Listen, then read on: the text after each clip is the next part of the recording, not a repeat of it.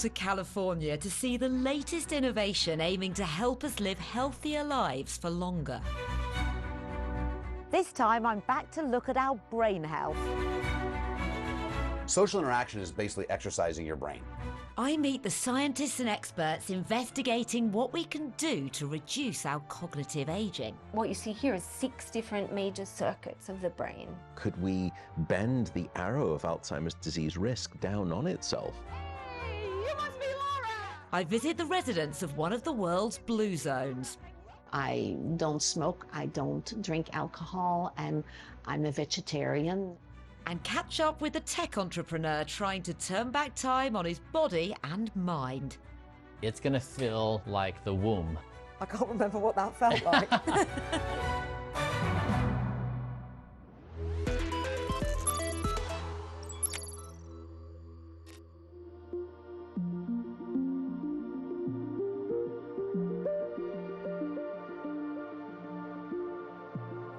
I'm visiting one of the world's so-called blue zones to find out why its residents live longer, healthier lives than average. Many of those in Loma Linda, California are Seventh-day Adventists, a religious group that really values health and community. Hey, you must be Laura! Awesome! So good to meet you, Laura!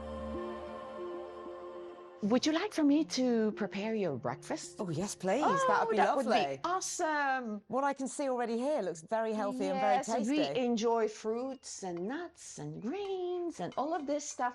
You've actually become really involved in the community here, even though you weren't born here. No, I'm originally from the Netherlands. Actually, when I came, I was a culture shock. Of course, being a Catholic and coming into Seventh-day Adventists, they were very, very much reserved. And at that time, I consumed alcohol, which I do not anymore. I don't smoke, I don't drink alcohol, and I'm a vegetarian, you might say 99% vegan. We want to eat healthy.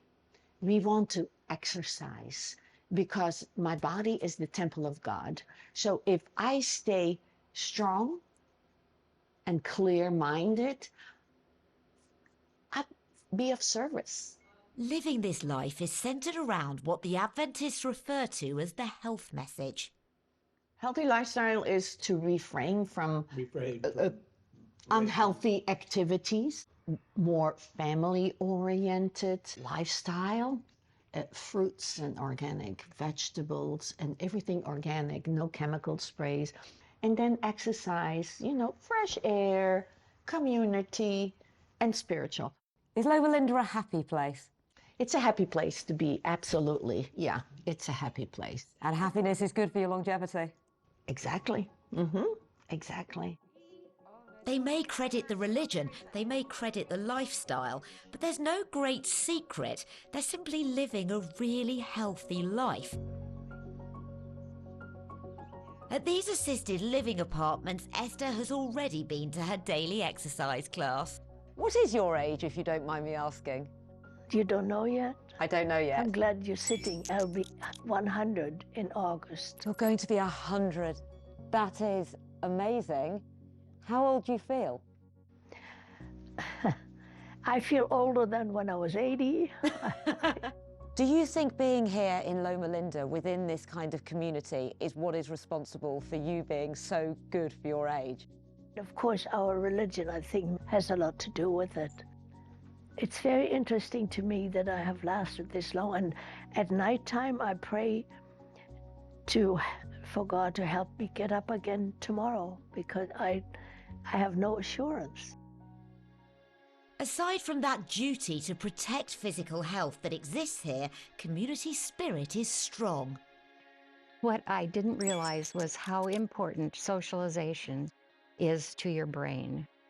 And without it, it seems to shrink and go away. And so the ability to just have heart-opening, brain-opening conversations is very, very, very important. And that mental stimulation matters. As we get older, our brains shrink. We lose brain cells and brain connections. This can impact our memory and our attention spans. It doesn't happen to everyone equally, though. Our bodies age, our brain ages at different speeds based on different things. There are 87-year-olds that are sharp as a whip, and part of it's genetics and part of it's lifestyle. The life you lead informs your genetics, and your genetics then expresses itself based on the interactions you have with your environment, which is why social interaction is so important. Social interaction is basically exercising your brain. As we start to understand more about how it works and ages, experts are taking advantage of the power of AI and big data. It helps them see patterns of how cognitive decline can play out, and indeed the disease process when it comes to something like dementia.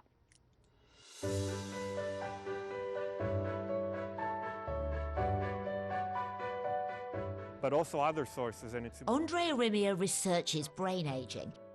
Based on data from 15,000 brains, he's aiming to provide a better way of predicting decline. It's looking at a lot of different patterns related not only to shrinking of the brain, but also change in the properties of the signal and intensity on these MRI scans. So it's a very sophisticated way to look at patterns that we don't necessarily know about as humans, but the AI algorithm is able to pick up on them.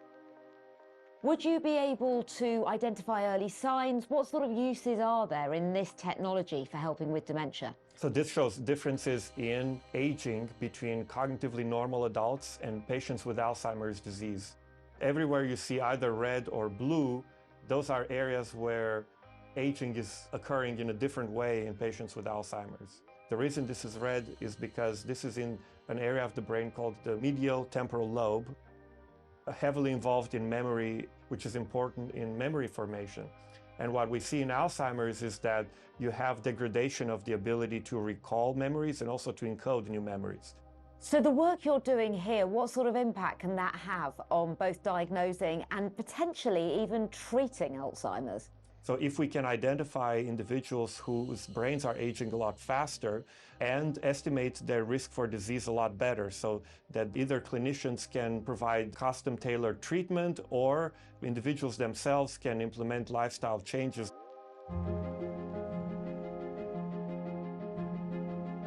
BrainKey is one company commercializing this type of research.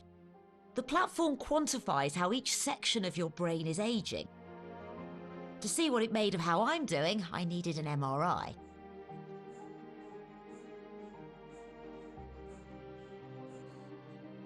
What this shows is an image of your whole brain, but also 25 different areas in the brain and the volumes associated.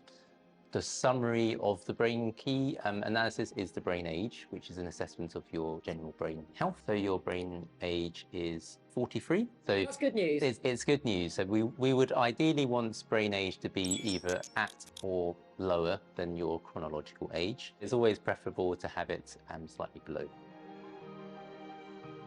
MRI scanners, just like all technology, are getting faster and better and cheaper. So it's becoming much more accessible for people to get an MRI scan. And the images coming off of them are getting even better and better. The technology is just getting to a point where we are able to see things much earlier than we could in the past. And that means we can understand exactly what's happening in an individual patient's brain. But now with AI, we can support that. And that could change the game. Wow, what is this? It could also give you a nice new ornament. Goodness. A gold version of my brain with my name under it. But is that life-size?